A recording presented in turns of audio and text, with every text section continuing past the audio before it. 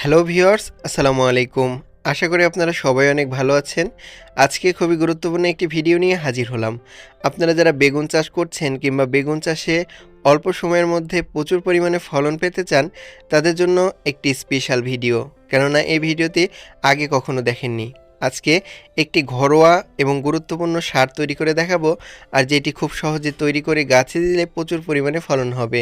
অনেকে বলেন বেগুন গাছে এরকম পাতা কুঁকড়ে যাচ্ছে কিংবা পাতা হলদে হয়ে যাচ্ছে, তাহলে এই উপাদানটি তৈরি করে গাছে দিতে পারেন, যা এই ভিডিওতে দেখানো হবে। সেই সাথে আপনারা যারা টবে বেগুন চাষ করছেন কিংবা যে কোনো জায়গায় বেগুন চাষের ক্ষেত্রে পাতা ঝরে যাচ্ছে কিংবা সাদামাছির উপদ্রব বাড়ছে, তাহলে এই দ্রবণটি তৈরি করে নিয়মিত গাছে দেবেন।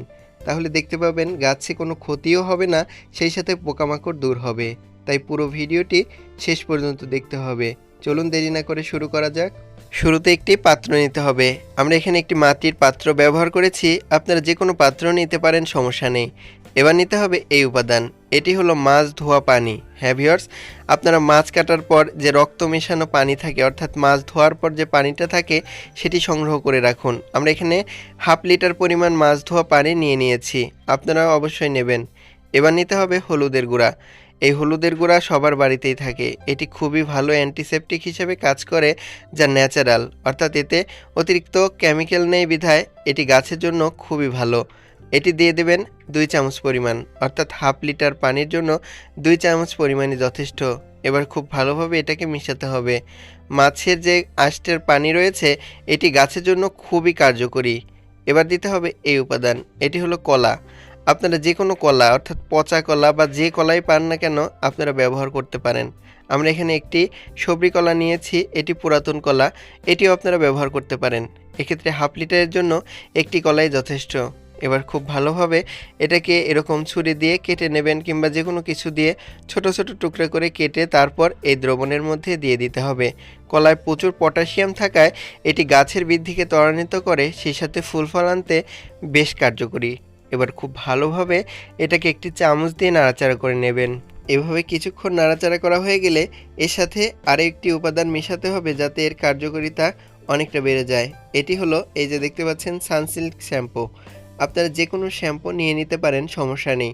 তবে এই শ্যাম্পু কি করবে, এটি যদি এই দ্রবণের সাথে মেশান, তাহলে দেখতে পাবেন আপনারা যখন গাছে এই দ্রবণটি স্প্রে করবেন, তখন একটা পিচ্ছিল আবরণের তৈরি হবে, যেগুলো পোকামাকড় দূর করতেও বেশ কার্যকরী হবে।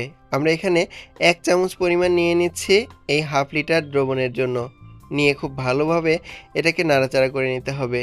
আপনারা ঠিক এভাবে সুন্দর করে কিছুক্ষণ মেশাতে থাকবেন, যতক্ষণ না পর্যন্ত ফেনা হচ্ছে, অর্থাৎ হালকা হালকা ফেনা হওয়া পর্যন্ত এরকম নাড়তে থাকুন, তাহলে এর কার্যকারিতা বেশ বেড়ে যাবে।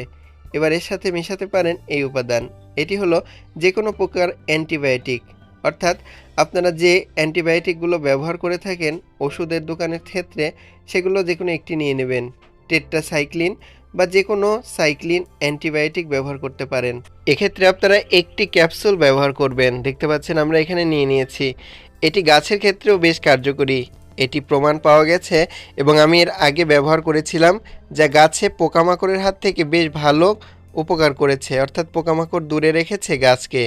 তো এটাকে সুন্দর করে নাড়াচাড়া করে নেবেন, যাতে করে এই দ্রবণের সাথে ভালোভাবে মিশে যায়। এবার মেশানো হয়ে গেলে এটাকে অবশ্যই গাছে স্প্রে করার আগে নিয়মিত এই উপাদানটি মিশিয়ে ফেলবেন। আপনারা যে কোনো কিছু স্প্রে করার আগেই, অর্থাৎ হ্যান্ডমেড যে কোনো কীটনাশক বা ছত্রাকনাশক কিংবা সার স্প্রে করার আগে অবশ্যই 1 ফালটি লেবু মিশিয়ে নেবেন। এই লেবু কী করে, এটি পোকামাকড়ের বিরুদ্ধে কাজ করে। এছাড়াও এই দ্রবণটি প্রিজারভেশন বা সংরক্ষণের জন্য কাজ করে। আমরা 1 ফালটি লেবু নিয়ে নিয়েছি, এভাবে চিপে দিতে হবে। দেখতে পাচ্ছেন লেবুতে থাকে প্রচুর সাইট্রিক অ্যাসিড, যা পোকামাকড় হাত থেকে রক্ষা করে গাছকে। তো এবার যা করতে হবে, এর সাথে কিছুটা মিশিয়ে দেবেন এই যে চা পাতি, অর্থাৎ ব্যবহার করার পর যে চা পাতা আপনারা ফেলে দেন, সেটি ফেলে না দিয়ে ঠিক এভাবে এই দ্রবণের সাথে মিশিয়ে দিতে পারেন। আমরা এখানে 4 থেকে 5 চামচ ব্যবহার করছি, আপনারা 4 চামচ ব্যবহার করলেও হবে, সমস্যা নেই। এতে প্রচুর নাইট্রোজেন থাকায় এটি গাছের বৃদ্ধিকে ত্বরান্বিত করে, গাছে ফুল ফল আনতে বেশ কার্যকরী। এটাকে খুব ভালোভাবে দ্রবণের সাথে মিশিয়ে নেবেন। এটি কিন্তু আপনারা চাইলে গাছের গোড়ায়ও দিতে পারেন। দ্রবণটি তৈরি করার পর 2 দিন একটি জায়গায় রেখে দিন। 2 দিন পর এটাকে অবশ্যই গাছে দিতে পারেন। নিয়মিত 7 দিন অর্থাৎ 1 সপ্তাহে 2 বার গাছে দেবেন। গাছের গোড়ায়ও দিতে পারেন অথবা এটি ছেঁকে গাছে স্প্রে করে দিতে পারেন।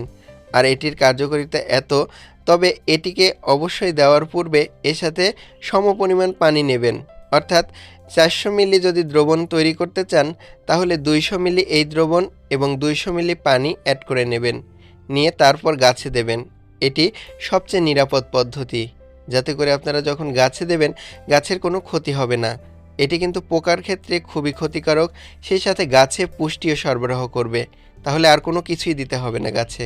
অনেকে বলেন বেগুন গাছ ছোট অবস্থা থেকে কোনো ফুল আসছে না কিংবা গাছে কোনো ফলনই হচ্ছে না, গাছ অনেক বড় হয়ে যাচ্ছে বা অনেক দিন হয়ে গেছে গাছে ফুল আসছে না, শাখা পোশাখা হচ্ছে না। তো আপনারা দেখবেন গাছে 10 থেকে 12টি পাতা কিংবা 6 থেকে 7টি পাতা হলে এর ডগাটি অবশ্যই কেটে দিতে হবে। এটি হলো একটি গুরুত্বপূর্ণ টিপস। এতে করে দেখবেন গাছগুলো ব্রাঞ্চ ছাড়া শুরু করেছে, অর্থাৎ পার্শ্ববর্তী শাখা শুরু করবে। এই যে দেখতে পাচ্ছেন, এই প্রধান শাখাটি কেটে দেবেন, একে বলা হয় অ্যাপিক্যাল ডমিনেন্স। আর এর প্রভাবে কিন্তু অবশ্যই গাছে প্রচুর পরিমাণে শাখা হবে এবং অবশ্যই গাছের গোড়া থেকে কিছু কিছু শাখা থাকবে, এই শাখাগুলোকেও রেখে দেবেন, কেননা গাছের গোড়ার শাখাতে অনেক সময় প্রচুর পরিমাণে ফুল বা ফল আসতে দেখা যায়। আর অবশ্যই চেষ্টা করবেন এই অবস্থায় অর্থাৎ কাটিং করার পর গাছে সার দিতে। এছাড়াও এই উপাদানটি গাছে দেবেন যাতে পাতা কোঁকড়ানো দূর হয়। 1 লিটার পানির মধ্যে 3টি এরকম ন্যাপথলিন দিয়ে দেবেন। এবার এটাকে দেওয়া হয়ে গেলে, গরম করা হয়ে গেলে এই যে উপরটা ছেঁকে নেবেন। এই ছাঁকা পানির মধ্যে অর্থাৎ ন্যাপথলিন গোলানো পানির মধ্যে 1 চামচ পরিমাণ ডেটল খুব ভালোভাবে মিশিয়ে দেবেন। এবার দিতে হবে কিছুটা হলুদের গুঁড়া। হ্যাঁ ভিউয়ার্স, 1 চামচ পরিমাণ হলুদের গুঁড়াও দিয়ে দেবেন এর মধ্যে। দিয়ে দেওয়া হয়ে গেলে এটাকে সুন্দর করে কিছুক্ষণ নাড়াচাড়া করে নেবেন। তো নাড়াচাড়া করা হয়ে গেলে এর সাথে মিশিয়ে নেবেন হালকা পরিমাণ হ্যান্ড ওয়াশ। আপনারা যে কোনো হ্যান্ড ওয়াশ নিয়ে নেবেন 1 চামচ পরিমাণ। এটি খুবই কার্যকরী গাছের যে কোনো পাতা কোঁকড়ানোর জন্য, সাদামাছি বা অন্যান্য পোকার হাত থেকে রক্ষা করার জন্য। হয়ে গেল। এই দ্রবণটি অবশ্যই গাছে সকালবেলায় অর্থাৎ সকাল 10টার মধ্যে স্প্রে করে দেবেন। ধন্যবাদ সবাইকে ভিডিওটি দেখার জন্য।